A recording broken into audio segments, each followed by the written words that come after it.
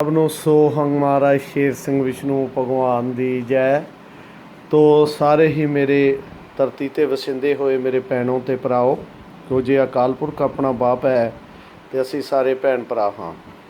तो जे पुरख अकाल नूं समझो बाप, सृष्ट सिपाही भैणा भाई नजरी आई आ। ये जकारा सचखंड की नींह रखन लग्या जदों तैयार किया अकाल पुरख ने, ये आप भी लिया तो विष्णु ब्रह्मा शिव ने भी लगाया।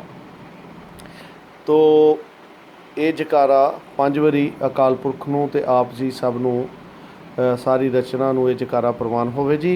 सोमना परमात्मा हंगमैना आत्मा, प्रभु जी कहिंदे आ ऐ मेरी आत्मा मैं तेरा परमात्मा हाँ, मैं मेरे विच सर्वश्रेष्ठ गुण ਹਨ। पहला मैं महाराज हाँ सारिਆਂ ਦੇ शहनशाह ਦਾ शहनशाह, शेर भै देण वाला सिंह शक्ति, सब नूं भै च रखण वाली समर्थ ताकत हाँ। मैं विष्णु ब्रह्मा शिव जितनी भी रचना है सब तो वड्डा सब दा प्रतिपालक हाँ। ये मेरे 3 सर्वश्रेष्ठ गुण ਹਨ। तो परमात्मा जी कहते हैं मैं ही भगवान हाँ तो मैं ही सदा रहन वाली धार हाँ, मेरी सदा जय रहिंदी है। तो अज का विषय है कि अकाल पुरख ने पहली बारी धरती ते सरगुण स्वरूप बनाना। ये जितनी वड्डी गल महाराज पूरन सिंह जी पूरन ने महाराज शेर सिंह जी दे बारे जो धर्म ग्रंथां 'च लिखिया है, महाराज शेर सिंह विष्णु भगवान बारे शायद ही कोई इंसान ये गल कोई लिख सकता होवे, क्योंकि ये एक बड़ी विलखणता की गल है कि उन्होंने रसना दे विचों 24 ग्रंथ जिहड़े धरती ते आए और परमेश्वर ने बहुत वड्डा भेद खोलिया। तो महाराज शेर सिंह जी दे बारे हरबाणी च लिखते ने, ग्रंथ नंबर 14 च, निर्गुण नरवैर पुरख अकाल। निर्गुण नरवैर पुरख अकाल, अकाल पुरख नूं आपां की कहने आ, निर्गुण नरवैर। सरगुण शेर सिंह नाम रखाई है, क्योंकि निर्गुण नरवैर अकाल पुरख का कोई भी नाम नहीं है, सब सिफती नाम आते रहे हैं। लेकिन फस्ट टाइम धरती ते पहला सरगुण स्वरूप बनाया। ये फस्ट सरगुण स्वरूप जिहड़ा है पिंड कविंड, जिला लाहौर जो अजकल पाकिस्तान है, पहला भारत का हिस्सा सी। 5 जेठ 1948 विक्रमी यानी कि 5 जेठ 1891 ईस्वी नूं पिंड कविंड दे विच सरदार जवंद सिंह जी माता ताबो जी के गृह विखे जिहड़ा पहला सरगुण स्वरूप तैयार होया जी। और उन्हां दा नाम जिस तरह के हरबाणी कहती है, जिद्दां कि हजूर ने हरबाणी दे विच दर्ज किया है कि उन्हां दा नाम फिर महाराज शेर सिंह जी रखा गया। और इस दे विच परमेश्वर ने ये जिहड़ा सरगुण स्वरूप आ वो अपनी किरपा दे नाल तैयार किया। बेशक कि महाराज पूरन सिंह जी का सरगुण स्वरूप और महाराज शेर सिंह जी का सरगुण स्वरूप तन वजूद जो है अकाल पुरख ने बड़ी अपनी किरपा दे नाल दोवें ही 5 जेठ नूं ते 10:30 वजे संसार दे विच लिआंदे।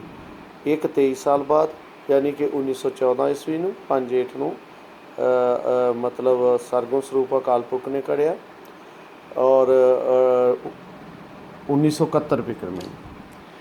तो महाराज शेर सिंह जी की विलखणता यह है कि उन्हां दे बारे इन्हां तो कोई 20 साल पहला संत मताब सिंह जी होए जो 82 साल धरती ते अमृत की बरखा करते रहे हर बाणी मुताबक। और उन्हां तो संत मनी सिंह जी गुरु की भाल च गए और पूरे गुर की भाल के वास्ते उत्थे सेवा भी की। और संत मनी सिंह जी पिछले जन्म दे विच जिहड़े वो कृष्ण महाराज के नाल जिहड़े अर्जन सन और उन्हां दा पिंड मल्ला सीगा ते जगराओं उहदे नज़दीक पैंदा जिला लुधियाना दे सन। और उत्थे ही उन्हां नूं वादा होया कि अकाल पुरख जिहड़ा 20 साल बाद धरती ते आ रहा, तुसीं अपने घर वापस चल जाओ और 20 साल बाद तुहानूं आपे ही जिहड़ा उहदे बारे दस्सिया जाऊगा। तो संत मताब सिंह जी ने 21 वार जिहड़ा है ਨੱਕ ਰਗੜ ਕੇ ਤੇ ਇਹ ਉਸ ਦੇ ਆਉਣ ਦੀ ਜਿਹੜੀ ਹੈ ਗੱਲ ਹੈ, ਉਹ ਸੰਸਾਰ ਦੇ ਵਿੱਚ ਉਹ ਉਸ ਅਕਾਲ ਪੁਰਖ ਦੇ ਆਉਣ ਦੀ ਗੱਲ ਨੂੰ ਪ੍ਰਗਟ ਕੀਤਾ। ਕਿਉਂਕਿ ਅਕਾਲ ਪੁਰਖ ਦਾ ਖੇਲ ਜਿਹੜਾ ਹੈ ਉਹ ਬੜਾ ਵਿਲੱਖਣ ਜਿਹਾ ਹੋਣਾ ਸੀਗਾ। ਉਹਨੇ ਦੋ ਵਜੂਦ ਜਿਹੜੇ ਹਨ, ਦੋ ਸਰਗੁਣ ਸਰੂਪ ਤਿਆਰ ਕੀਤੇ ਸਨ ਔਰ ਇਹ ਦੋਵੇਂ ਖੇਲ ਕਰਨੇ ਸਨ। ਮਹਾਰਾਜ ਸ਼ੇਰ ਸਿੰਘ ਜੀ ਧਰਤੀ ਦੇ ਉੱਤੇ 52 ਸਾਲ ਸਰਗੁਣ ਸਰੂਪ ਵਿੱਚ ਰਹੇ ਔਰ ਇਹਨਾਂ ਨੂੰ ਹੀ ਫਿਰ ਸੰਤ ਮਨੀ ਸਿੰਘ ਜੀ ਨੂੰ ਆਪਣਾ ਸਾਰਾ ਹੀ ਸਰੂਪ ਜਿਹੜਾ ਹੈ ਉਹ ਦਿਖਾਇਆ। 55 ਦਿਨ ਪਹਿਲਾਂ ਉਹਨਾਂ ਨੇ ਸੰਤ ਮਨੀ ਸਿੰਘ ਜੀ ਪਹਿਲਾਂ ਬਾਈਬਲ ਹੋ ਗਏ ਕਿ ਸ਼ਾਇਦ ਸਮਾਂ ਲੰਘ ਗਿਆ ਹੈ, ਫਿਰ ਉਹਨਾਂ ਨੂੰ ਜਿਹੜਾ ਸਮੇਂ ਦੀ ਸੋਝੀ ਦਿੱਤੀ ਗਈ ਵੀ ਅਜੇ 55 ਦਿਨ ਬਾਕੀ ਹਨ। ਤੋ ਹਜ਼ੂਰ ਦੇ ਆਉਣ ਦੇ ਨਾਲ ਸਭ ਤੋਂ ਪਹਿਲਾਂ ਵੱਡੀ ਗੱਲ ਹੈ, ਇਹਨਾਂ ਪਛੀਨਗੋਈਆਂ ਹੋਈਆਂ ਸਨ ਕਿ ਰਮਜ਼ਾਨ ਦਾ ਮਹੀਨਾ ਹੋਏਗਾ, 15 ਦਿਨਾਂ ਬਾਅਦ ਸੂਰਜ ਅਤੇ ਚੰਦਰਮਾ ਦਾ ਗ੍ਰਹਿਣ ਲੱਗੇਗਾ ਔਰ ਉਸ ਵੇਲੇ ਅਸਮਾਨਾਂ ਦੇ ਵਿੱਚ ਇੱਕ ਵਿਸ਼ੇਸ਼ ਹਲਚਲ ਦੇਖੀ ਜਾਏਗੀ, ਜਿਸ ਵੇਲੇ ਪਰਮਾਤਮਾ ਧਰਤੀ 'ਤੇ ਆਏਗਾ ਔਰ ਉਸ ਦੇ ਜਿਹੜੇ ਵਜੂਦ ਦੇ ਵਿੱਚੋਂ ਅਤਰ ਫਲੇਲਾਂ ਦੀ ਖੁਸ਼ਬੂ ਆਏਗੀ ਔਰ ਉਸ ਦੇ ਹੱਥ ਜਿਹੜੇ ਗੋਡਿਆਂ ਤੋਂ ਹੇਠਾਂ ਹੋਣਗੇ ਅਤੇ ਲੁਕਨਤ ਆਵਾਜ਼ ਦੇ ਵਿੱਚ ਬੋਲਣਗੇ। ਇਹਦੇ ਬਾਰੇ ਮੁਸਲਿਮ ਧਰਮ ਦੇ ਵਿੱਚ ਬਹੁਤ ਕੁਛ ਆਉਂਦਾ ਹੈ, ਜਿਹੜਾ ਕਿ ਜਿਸ ਦੇ ਵਿੱਚ ਹੀ ਮਹਾਰਾਜ ਸ਼ੇਰ ਸਿੰਘ ਜੀ ਮਹਾਰਾਜ ਦੇ ਪਸੀਨੇ ਦੇ ਵਿੱਚੋਂ ਅਤਰ ਫਲੇਲਾਂ ਦੀ ਖੁਸ਼ਬੂ ਆਉਂਦੀ ਸੀ ਔਰ ਲੁਕਨਤ ਆਵਾਜ਼ ਯਾਨੀ ਕਿ ਬੜੀ ਪਿਆਰੀ ਆਵਾਜ਼ ਸੀਗੀ ਉਹਨਾਂ ਦੀ, ਜਿਹਦੇ ਵਿੱਚ ਉਹਨਾਂ ਦੇ ਵਿੱਚ ਗੱਲ ਕਰਦੇ ਸਨ ਔਰ ਜੋਤ ਦੇ ਨਾਲ ਸਾਰਾ ਹੀ ਵਜੂਦ ਜਿਹੜਾ ਡਲਕਾ ਮਾਰਦਾ ਸੀਗਾ ਸਰਗੁਣ ਸਰੂਪ ਔਰ ਜਿਹਦੇ ਵਿੱਚ ਪ੍ਰਕਾਸ਼ ਦੇ ਨਾਲ ਹੀ ਉਹ ਸਦਾ ਹੀ ਝੂਮਦਾ ਰਹਿੰਦਾ ਸੀ। ਉਸ ਦੇ ਵਿੱਚ ਝੂਮ ਕੇ ਚਾਰੋਂ ਕਿੰਟ ਹਿਲਾ ਰਹੇ ਸਨ। ਬਹੁਤ ਹੀ ਵਿਲੱਖਣ ਜੀ ਗੱਲ ਧਰਤੀ 'ਤੇ ਹੋ ਰਹੀ ਸੀਗੀ ਔਰ ਸੰਤ ਮਨੀ ਸਿੰਘ ਜੀ ਨੂੰ ਵੀ ਆਪਣੇ ਬਾਰੇ ਖਬਰਦਾਰ ਕਰ ਸੱਦਿਆ ਸੀਗਾ। ਸੰਤ ਮਨੀ ਸਿੰਘ ਉਹਨਾਂ ਦੀ ਸੇਵਾ ਦੇ ਵਿੱਚ, ਕਿਉਂਕਿ ਪਹਿਲਾਂ ਸੰਤ ਮਤਾਬ ਸਿੰਘ ਦੀ ਸੇਵਾ ਕਰਦੇ ਰਹੇ, ਫਿਰ ਉਹਨਾਂ ਦੀ ਸੇਵਾ ਦੇ ਵਿੱਚ ਹਾਜ਼ਰ ਹੋ ਗਏ ਔਰ ਸੇਵਾ ਕੀ ਮਿਲੀ ਉਹਨਾਂ ਨੂੰ, ਉਹਨਾਂ ਦੀ ਪਹਿਚਾਣ ਤੋਂ ਬਾਅਦ ਕਿ ਤੁਸੀਂ ਜੋ ਅਸੀਂ ਲਿਖਾਉਂਦੇ ਹਾਂ ਆਕਾਸ਼ਬਾਣੀ ਨਾਲ, ਉਹ ਤੁਸੀਂ ਜਿਹੜਾ ਉਹਨਾਂ ਨੂੰ ਜਿਹੜਾ ਖੇਲ ਹੋਣਾ ਹੈ। ਤੋ ਸੰਤ ਮਨੀ ਸਿੰਘ ਜੀ ਨੂੰ ਇੱਕ ਧਰਤੀ 'ਤੇ ਬੜਾ ਵਿਲੱਖਣ ਖੇਲ ਸੀਗਾ ਕਿ ਧਰਤੀ ਦੇ ਉੱਤੇ ਕਦੇ ਵੀ ਕੋਈ ਇਹ ਨਹੀਂ ਹੋਇਆ ਕਿ ਆਪ ਚੁੱਪ ਕਰਕੇ ਬੈਠੇ ਅਤੇ ਆਵਾਜ਼ ਦੂਸਰੇ ਨੂੰ ਸੁਣੇ, ਯਾਨੀ ਕਿ ਰਸਨਾ ਤੋਂ ਆਪ ਨਾ ਬੋਲੇ ਅਤੇ ਦੂਸਰੇ ਨੂੰ ਆਵਾਜ਼ ਸੁਣੇ। ਇਹ ਧਰਤੀ ਦੇ ਵਿੱਚ ਬਾਣੀ ਆਉਣ ਦਾ ਇੱਕ ਵਿਸ਼ੇਸ਼ ਖੇਲ ਸੀਗਾ। ਮਹਾਰਾਜ ਸ਼ੇਰ ਸਿੰਘ ਵਿਸ਼ਨੂੰ ਭਗਵਾਨ ਅਕਾਲ ਪੁਰਖ ਜੀ ਕਵਿੰਡ ਦੇ ਵਿੱਚ ਬੈਠੇ ਸਨ ਔਰ ਆਪਣਾ ਜਿਹੜਾ ਹੈ ਜਿਹੜੀ ਆਵਾਜ਼ ਹੈ ਆਕਾਸ਼ਬਾਣੀ ਰਾਹੀਂ ਸੰਤ ਮਨੀ ਸਿੰਘ ਜੀ ਨੂੰ ਸੁਣਦੀ ਸੀ ਔਰ ਬਾਣੀ ਆ ਰਹੀ ਸੀ ਬੜੀ ਜ਼ੋਰ ਦੀ, ਲੇਕਿਨ ਜਿਨ੍ਹਾਂ ਨੂੰ ਲਿਖਾ ਰਹੇ ਸੀਗੇ ਉਹਨਾਂ ਤੋਂ ਕਲਮ ਵੀ ਨਹੀਂ ਚੱਲ ਰਹੀ ਸੀ ਇੰਨੀ ਤੇਜ਼ੀ ਨਾਲ। ਫਿਰ ਅਕਾਲ ਪੁਰਖ ਦਾ ਆਰਡਰ ਆਇਆ ਕਿ ਤੁਸੀਂ ਹੁਣ ਇਹ ਲਿਖਣਾ ਸ਼ੁਰੂ ਕਰੋ। ਜਦੋਂ ਆਪ ਖੁਦ ਉਹ ਲਿਖਣਾ ਸ਼ੁਰੂ ਕਰਨ ਲੱਗੇ ਅਤੇ ਉਹਦੇ ਤੋਂ ਪਹਿਲਾਂ ਆਰਡਰ ਆਇਆ ਕਿ ਕੇਸੀ ਇਸ਼ਨਾਨ ਕਰਕੇ ਬੈਠ ਜਾਓ ਅਤੇ ਮੋਰ ਦਾ ਖੰਭ ਲੈ ਕੇ। ਅਤੇ ਉਸ ਵੇਲੇ ਫਿਰ ਪੰਗਾਲੀ ਕਹਿੰਦੇ ਨੇ ਕਿ ਪੰਗਾਲੀ ਪਿੰਡ ਸੀਗਾ ਪਾਕਿਸਤਾਨ ਦੇ ਵਿੱਚ, ਉਹਦੇ ਚੁਬਾਰੇ ਦੇ ਵਿੱਚ ਪ੍ਰਕਾਸ਼ ਹੋਇਆ, ਚਲਦੀ ਕੀੜੀ ਵੀ ਨਜ਼ਰ ਆਉਣ ਲੱਗੀ ਅਤੇ ਉਹ ਫਿਰ ਲਿਖਤ ਸ਼ੁਰੂ ਹੋ ਗਏ। ਇਸੇ ਤਰ੍ਹਾਂ ਹੀ ਮਹਾਰਾਜ ਸ਼ੇਰ ਸਿੰਘ ਜੀ ਵਿਸ਼ਨੂੰ ਭਗਵਾਨ ਨੂੰ ਫਿਰ ਸ਼੍ਰੀ ਹਰਿਮੰਦਰ ਸਾਹਿਬ ਦੇ ਵਿੱਚ ਛੋਟੀ ਆਜੂ ਦੇ ਵਿੱਚ ਹੀ ਲਿਜਾਇਆ ਗਿਆ ਅਤੇ ਜਿੱਥੇ ਮੰਜੀ ਸਾਹਿਬ ਹੈ, ਜਿੱਥੇ ਸਾਹਿਬ ਗੁਰੂ ਗ੍ਰੰਥ ਸਾਹਿਬ ਜੀ ਦਾ ਪ੍ਰਕਾਸ਼ ਹੁੰਦਾ ਹੈ, ਉਦੋਂ ਸਵੇਰੇ ਅਤੇ ਸ਼ਾਮ ਹੁੰਦਾ ਸੀ। ਮਹਾਰਾਜ ਸ਼ੇਰ ਸਿੰਘ ਵਿਸ਼ਨੂੰ ਭਗਵਾਨ ਜੀ ਨੂੰ ਉਸ ਦੇ ਵਿੱਚ ਗੁਰੂ ਅਰਜਨ ਦੇਵ ਜੀ ਦਾ ਆਇਆ ਕਿ ਸਾਹਿਬ ਗੁਰੂ ਅਰਜਨ ਦੇਵ ਜੀ ਨੇ ਔਰ ਉਹਨਾਂ ਦੀ ਮੰਗ ਸੀ ਅਤੇ ਇਸ ਕਰਕੇ ਉਹਨਾਂ ਦੀ ਵਰ ਪੂਰਾ ਕਰਨ ਲਈ ਅਤੇ ਗੁਰੂ ਰਾਮਦਾਸ ਜੀ ਦੇ ਖੇਲ ਨੂੰ ਪੂਰਾ ਕਰਨ ਵਾਸਤੇ ਜੋ ਮੰਗ ਸਨ, ਉਹ ਮਹਾਰਾਜ ਜੀ ਇਸ ਮੰਜੀ ਦੇ ਉੱਤੇ ਬੈਠੇ ਪਿੰਡ ਤੋਂ ਚੱਲ ਕੇ ਔਰ ਆਪ ਉਹਨਾਂ ਨੂੰ ਆਰਡਰ ਆ ਗਿਆ ਸ਼ਬਦੀ ਕਿ ਤੁਸੀਂ ਜਿਹੜਾ ਹੈ ਸਾਰੇ ਅੰਮ੍ਰਿਤਸਰ ਦੇ ਵਿੱਚ ਢੰਡੋਰਾ ਫੇਰ ਦੇਣਾ ਹੈ। ਅਤੇ ਅੰਮ੍ਰਿਤਸਰ ਦੇ ਵਿੱਚ ਉਹ ਪੀਪਾ ਜਿਹੜਾ ਵੱਜਦਾ ਗਿਆ ਵੀ ਨੇਕ ਕਲੰਕ ਇਹ ਸਿੱਖੋ ਵੀਰੋ, ਨੇਕ ਕਲੰਕ ਜਿਹੜੇ ਆ ਗਏ ਹਨ ਅਤੇ ਮੁਸਲਮਾਨ ਵੀਰੋ ਮਾਮ ਮਹਿੰਦੀ ਆ ਗਏ ਹਨ ਔਰ ਇਹ ਜੋ ਕਲ ਕੀ ਅਵਤਾਰ 24 ਹਨ ਜੋ ਸ਼੍ਰੀ ਹਰਿਮੰਦਰ ਸਾਹਿਬ 'ਚ ਬੈਠੇ ਹਨ, ਆਓ ਮਾਈ ਭਾਈ ਜਿਹੜੇ ਹਨ ਉਹ ਆ ਕੇ ਉਹਦੇ ਦਰਸ਼ਨ ਕਰ ਲਓ। ਇਹ ਢੰਡੋਰਾ ਫੇਰਦੇ ਸੰਤ ਮਨੀ ਸਿੰਘ ਜੀ। ਫਿਰ ਉਹ ਸਾਰੇ ਹੀ ਸ਼ਾਮ ਤੱਕ ਜਿਹੜੇ ਆਣ ਕੇ ਬਹੁਤ ਸੰਗਤਾਂ ਨੇ ਦਰਸ਼ਨ ਕੀਤੇ, ਲੇਕਿਨ ਪਰਮੇਸ਼ਰ ਉੱਥੇ ਕੌਤਕ ਕਰਦੇ ਰਹੇ। ਜਦੋਂ ਵੀ ਕਿਉਂ ਨਾ ਤੇ ਇੱਕ ਖੰਭ ਜਿਹੜਾ ਸੀਗਾ ਉਹ ਮੁੱਖ ਦੇ ਵਿੱਚ ਸੁਹਾ ਲੈਣਾ, ਤਾਂ ਜੋ ਕਿਸੇ ਨੂੰ ਚਰਨੀ ਨਾ ਲੱਗੇ, ਕਿਉਂਕਿ ਪਰਮੇਸ਼ਰ ਨੇ ਜਿਸ ਦਾ ਕੋਈ ਜਨਮ ਕਰਨ ਦਾ ਲੇਖਾ ਹੁੰਦਾ ਹੈ, ਚਰਨ ਉਸ ਨੂੰ ਲਾਉਂਦਾ ਹੈ। ਉਸ ਤੋਂ ਬਾਅਦ ਫਿਰ ਸਾਹਿਬ ਗੁਰੂ ਗੋਬਿੰਦ ਸਿੰਘ ਜੀ ਦੇ ਇੱਕ ਫਰਮਾਨ ਸੀ ਕਿ ਨੀਲ ਬਸਤਰ ਪਹਿਨ ਕੇ ਪਰਮਾਤਮਾ ਖੇਲ ਕਰੇਗਾ।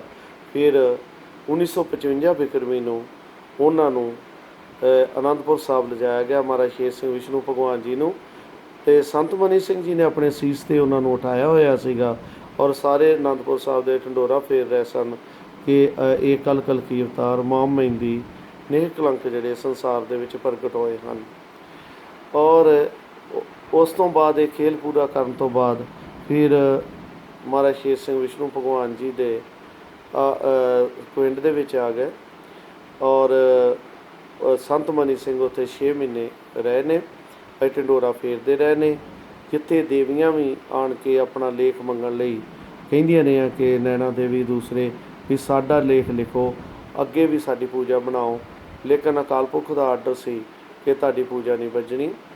ਔਰ ਇਸ ਕਰਕੇ ਫਿਰ ਉਹ ਦੇਵੀਆਂ ਚੱਲ ਕੇ ਸੱਤੇ ਭੈਣਾਂ ਪਿੰਡ ਦੇ ਵਿੱਚ ਲੜਕੀਆਂ 'ਚ ਪ੍ਰਵੇਸ਼ ਹੋ ਕੇ ਗਈਆਂ, ਲੇਕਿਨ ਪਰਮੇਸ਼ਰ ਨੇ ਆਪਣਾ ਕੋਈ ਦਰਸ਼ਨ ਨਹੀਂ ਦਿੱਤਾ। ਜਦੋਂ ਉਹਨਾਂ ਨੇ ਆਪਣਾ ਜਿਹੜਾ ਹੈ ਮੁੱਖ ਜਿਹੜਾ ਨੂਰੀ ਚਿਹਰਾ ਸੀਗਾ ਉਹਨੂੰ ਟੱਕ ਰੱਖਿਆ ਸੀਗਾ, ਉਹਨਾਂ ਨੂੰ ਦਰਸ਼ਨ ਨਹੀਂ ਹੋਏ ਔਰ ਉਹਨਾਂ ਨੂੰ ਖਾਲੀ ਹੱਥ ਜਾਣਾ ਪਿਆ।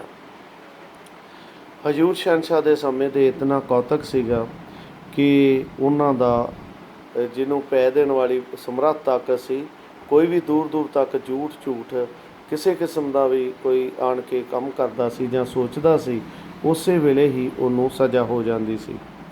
ਹਜ਼ੂਰ ਸ਼ਹਿਨਸ਼ਾਹ ਕਦੀ ਵੀ ਆਪਣੇ ਸਿੱਖਾਂ ਤੋਂ ਬਿਨਾਂ ਕਿਸੇ ਨੂੰ ਚਰਨ ਨਹੀਂ ਦਿਖਾਏ ਔਰ ਆਪਣੇ ਚਿਹਰੇ ਨੂੰ ਵੀ ਢੱਕ ਕੇ ਰੱਖਦੇ ਸੀਗੇ।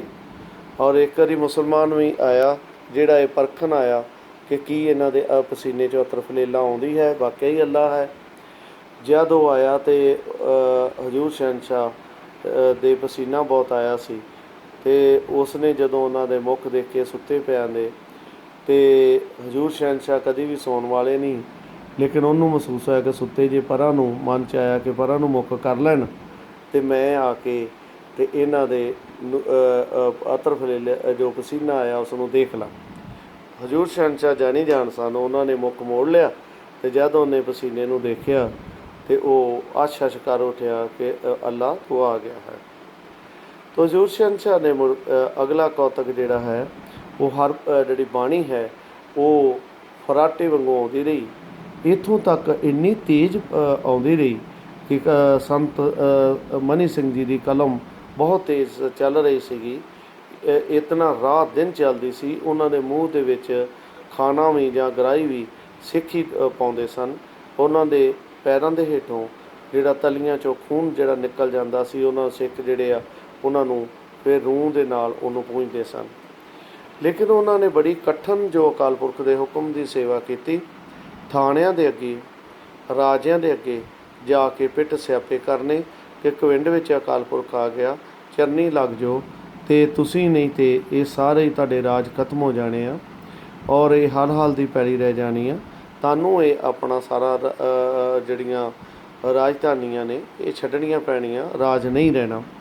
ਉਹਨਾਂ ਨੂੰ ਸਮਝਾਉਂਦੇ ਗਏ, ਲੇਕਿਨ ਕਿਸੇ ਨੇ ਵੀ ਸਮਝ ਨਹੀਂ ਕੀਤੀ ਔਰ ਇਸੇ ਤਰ੍ਹਾਂ ਅੰਗਰੇਜ਼ਾਂ ਨੂੰ ਕਰਦੇ ਰਹੇ ਕਿ ਤੁਹਾਡੇ ਜੋ ਅਕਾਲ ਪੁਰਖ ਲਿਖਾਉਂਦੇ, ਕਿਉਂਕਿ ਸਰਗੁਣ ਸਰੂਪ ਨੂੰ ਉਹਨਾਂ ਯਾਦ ਨਹੀਂ ਸੀ ਕਰਨਾ, ਆਕਾਸ਼ਬਾਣੀ ਰਾਹੀਂ ਹੀ ਸਾਰਾ ਖੇਲ ਕਰਦੇ ਸਨ।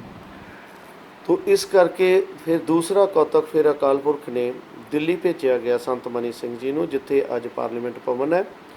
ਉੱਥੇ ਫਿਰ ਇਹ ਹੁਕਮ ਹੋਇਆ ਕਿ ਜਿਹੜੇ ਸਾਡੇ ਕਿੰਗਸਵੇ ਕੈਂਪ ਦੇ ਲਾਗੇ ਨਿਰੰਕਾਰੀ ਕਲੋਨੀ ਦੇ ਵਿੱਚ ਜਮਨਾ ਕਿਨਾਰੇ ਉਹ ਆਪਣਾ ਪਾਰਲੀਮੈਂਟ ਭਵਨ ਬਣਾਉਣ ਲੱਗੇ ਆ, ਲੇਕਿਨ ਕ੍ਰਿਸ਼ਨ ਮਹਾਰਾਜ ਦੀ ਇੱਥੇ ਪੁਕਾਰ ਹੈ, ਇਸ ਕਰਕੇ ਪਾਰਲੀਮੈਂਟ ਭਵਨ ਜਿੱਥੇ ਹਨ ਦੱਖਣ ਵੱਲ ਰਕਾਬਗੰਜ ਗੁਰਦੁਆਰਾ ਸਾਹਿਬ ਦੇ ਦੱਖਣ ਵੱਲ ਨੂੰ ਫਿਰ ਇਹ ਨਿਸ਼ਾਨੀਆਂ ਸੰਤ ਮਨੀ ਸਿੰਘ ਨੂੰ ਲਾਈਆਂ, ਜਿੱਥੇ ਲਵਾਈਆਂ ਜੀ, ਜਿੱਥੇ ਅੱਜ ਇੱਕ ਕੰਧ ਜਿਹੜੀ ਉਸਰੀ ਹੋਈ ਹੈ। ਪਾਰਲੀਮੈਂਟ ਭਵਨ ਸਾਰਾ, ਰਾਸ਼ਟਰਪਤੀ ਭਵਨ ਸਾਰੇ ਉਹਨਾਂ ਨੀਹਾਂ ਦੇ ਕਾਰਨ ਬਣੇ। ਅੰਗਰੇਜ਼ ਜਦੋਂ ਆਏ ਅਤੇ ਉਹਨਾਂ ਨੂੰ ਫਿਰ ਇੱਥੇ ਜਾ ਕੇ ਹੀ ਨੀਂਹ ਰੱਖਣੀ ਪਈ, ਕਿਉਂਕਿ ਸ਼ਬਦੀ ਖੇਲ ਕਰਦੇ ਰਹੇ। ਫਿਰ ਇਹੀ ਖੇਲ ਹੁੰਦਾ ਰਿਹਾ ਕਿ ਅੰਗਰੇਜ਼ ਜਿਹੜੇ ਖਾਲੀ ਹੱਥ ਇੱਥੋਂ ਚਲੇ ਜਾਣਗੇ ਔਰ ਉਹਨਾਂ ਦਾ ਰਾਜ ਸਿਮਟ ਕੇ ਰਹਿ ਜਾਏਗਾ, ਗੋਲੇ ਬਾਰੂਦ ਨਹੀਂ ਚੱਲਣਗੇ।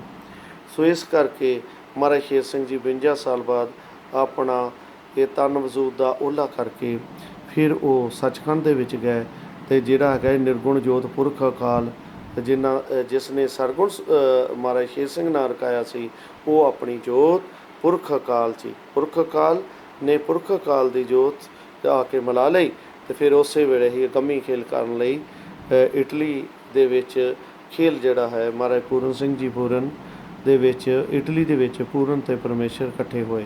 ਤੋ ਬਹੁਤ ਹੀ ਵਿਲੱਖਣ ਦੇ ਕਹਾਣੀਆਂ ਹਨ। ਸੋ ਆਓ ਉਸ ਦੀ ਜੈ ਕਰੀਏ। ਸਰਗੁਣ ਸਰੂਪ ਜੋ ਪਹਿਲਾ ਅਕਾਲ ਪੁਰਖ ਨੇ ਧਰਤੀ 'ਤੇ ਲਿਆ, ਔਰ ਬਹੁਤ ਹੀ ਖੇਲ ਹੋਏ ਹਨ, ਜਿਨ੍ਹਾਂ ਵਿੱਚੋਂ ਕੁਝ ਮੇਨ ਮੈਂ ਤੁਹਾਡੇ ਨਾਲ ਸਾਂਝੇ ਕੀਤੇ ਹਨ। ਜੋ ਸੰਸਾ ਸਾਡੇ 'ਤੇ ਦਇਆ ਰੱਖੇ। ਸੋ ਮਹਾਰਾਜ ਸ਼ੇਰ ਸਿੰਘ ਵਿਸ਼ਨੂੰ ਭਗਵਾਨ ਦੀ ਜੈ।